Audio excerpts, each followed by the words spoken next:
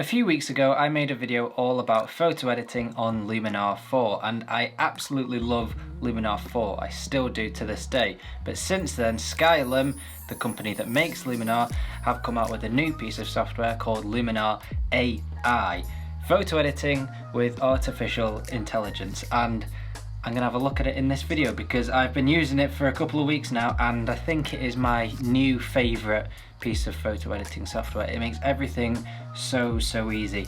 I do use Lightroom occasionally as well, but I think I even prefer Luminar to Lightroom. It is incredible. So what I'm going to do is I'm going to record my screen on here, and over here I already have Luminar open and I have a couple of unedited photos that we're going to very quickly have a quick edit of in this video, and I've got some others that I'm going to chat about in a little bit, but let's get started. It's a little different to Luminar 4 and it looks slightly different. You can see you've got these 4 tabs at the top. So you got your catalog, which is like your library, your templates, the edit section, and then your export section. So I've added these in already. I've already edited these ones, but let's go into this picture here.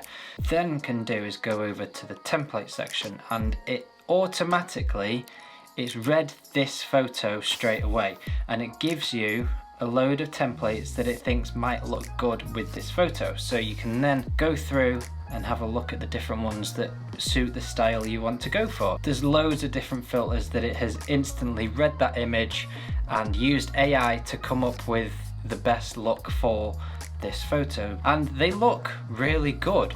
You could quite easily leave it like that, but what I'm going to do for this picture is easy landscapes, and I quite liked the vibrant look on this one, so I'm going to choose long exposure. And then you can move over to the edit section. You get all of these different functionalities that if you use any photo editing software you will be very familiar with. So we're going to go and straight into composition.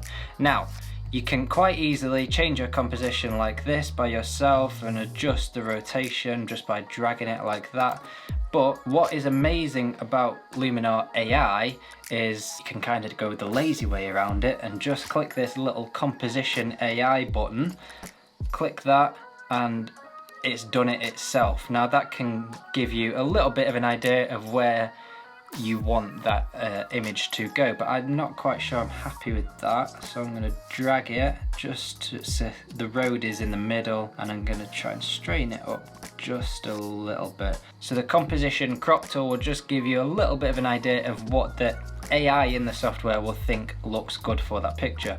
Sometimes it works, sometimes it doesn't. Then we can go in and do all the normal photo editing stuff that you would usually do. So what I like to do in a picture like this, as you can see over here, it's still very dark. So I'm going to lift up the shadows just like that. And this is all very normal photo editing stuff. There is these AI tools that are the same as in Luminar 4, but they work even better. And when I clicked on the template at the start, if I go back here and I chose that long exposure template, it's already used this to try and improve the image. So if I drag that all the way down, you can see it does make a huge difference. The color, again, same as every other photo editing software. You got your vibrance, your color cast works really well, and take a bit of saturation off just a little bit. The other section I like is this landscape section, and in here you can choose golden hour, so you can add those golden hour orangey colors into your picture really easily. You can dehaze it, so if it's a little bit foggy, for example, you can get rid of some of that fog that you don't want in your picture. And there's the foliage enhancer, which I'm not too keen on that. It makes it look a little bit too green and fake, so I usually keep that right down at the bottom. Use this little slider to look at what it looks like before and after your edit, which I think it looks a lot better already. Now I did shoot this in a flat color profile, so that's why it looks so grey and washed out, but the beauty of that is you get more dynamic range and you can then turn it into something like this. You can add a bit of atmosphere, so if you wanted to add a little bit of texture, a little bit of fog, and what is amazing about this is it's using AI to try and track where that fog should be. So looking at the sky, for example, there's quite a hazy atmosphere at the bottom of the sky. You can see it coming down from there into the valley, and it creates that V shape, so it follows the picture, which is incredible. And then you can add depth to it, so you can add even more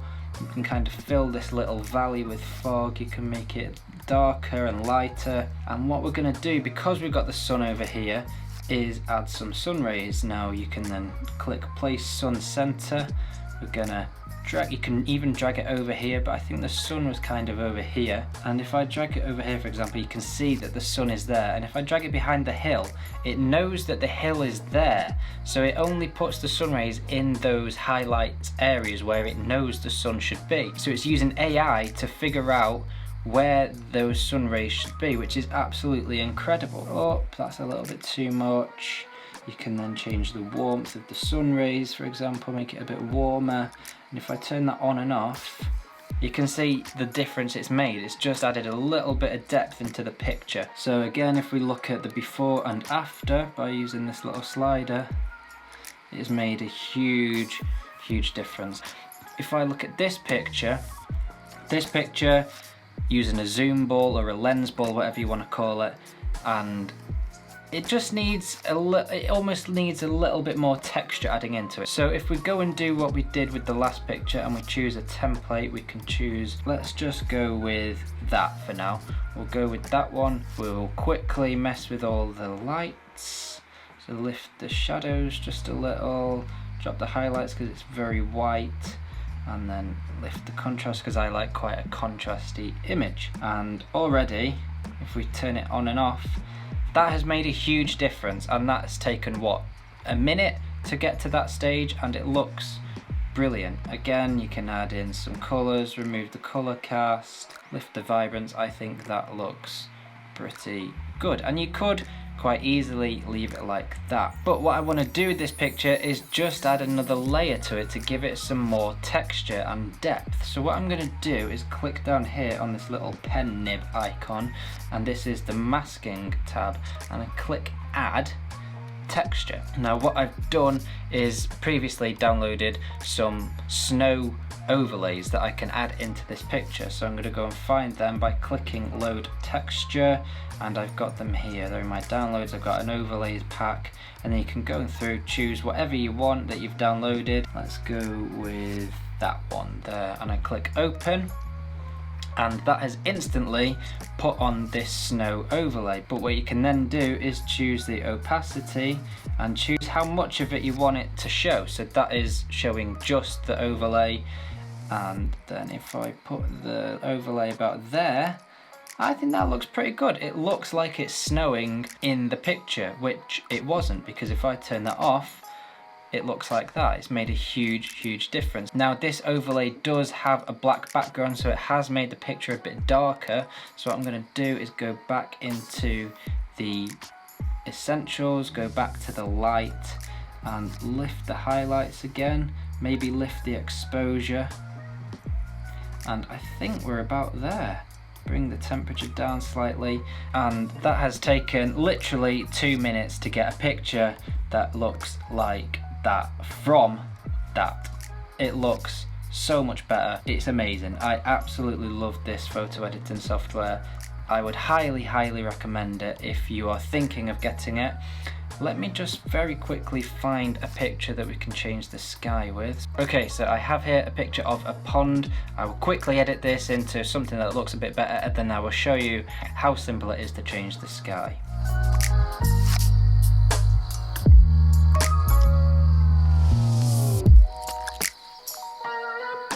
Okay, so very, very simple image, but you can see the difference that is made already just very, very quickly. This is only a rough edit, but I just want to show you the sky replacement feature. So I click up here on the Sky AI, and then I can choose any of these skies. Let's choose dramatic sunset, and 3, 2, 1, clicked it. It is done. Simple as that. And then you can use these toggles to relight the scene, so we use the light from the sky to relight everything else in the picture. You can then blend it in with the horizon, so you can see by doing this it's just lightening up around here, letting it blend in a little bit more. You can then add some haze into the sky. You can defocus the sky if it's too much in focus, just like that. That looks okay. My computer's starting to run slow because I'm screen recording. You can change the temperature of the sky, so that's a lot cooler. that's very, very warm. A little bit too much, I think, but if you're in the middle of summer, for example, it might really suit your image, and you can change the exposure. So we're going to take it down just a little bit. It is as simple as that. It's absolutely incredible. I love it. The sky replacement doesn't always work, but if you've got an image like this where you've got very clean edges, even around trees it really works. But if you're using a wide aperture, for example, and the sky is blurry in the background, it's going to find it a lot more difficult to separate the foreground from the sky and change the sky. But in an image like this, it's really, really easy. I have these ones on here as well. Now I took these on an iPhone using Apple Pro RAW, the RAW shoot mode on an iPhone that is brand new on the iPhone 12s, and look at that. That is shot on an iPhone, edited with Luminar AI, and I think that is probably one of my favourite recent shots that I have taken. I love it. Here's another one. Added a load of sun rays in behind the trees, and yeah, that's taken on an iPhone as well and edited with Luminar AI. I think it's incredible. I absolutely love it. I highly recommend using Luminar AI. It is so easy. You can just pick it up very, very quickly, and the results, you're going to get something amazing out of it pretty much all the time. Now it is very easy to go overboard and add way too many effects into it, but I think if you take your time with it, I think it is my favourite photo editing software because it is that easy. Go and take some photos, edit them, and see what you can come up with. Be creative and enjoy it. That's it for this video. If you like what you see on this channel, do click the little subscribe button down below there. It is massively appreciated. There are loads of you that are new to this channel, so hello to all of you. Thank you for subscribing. I hope you keep enjoying the content, and I shall see you all very soon in another video.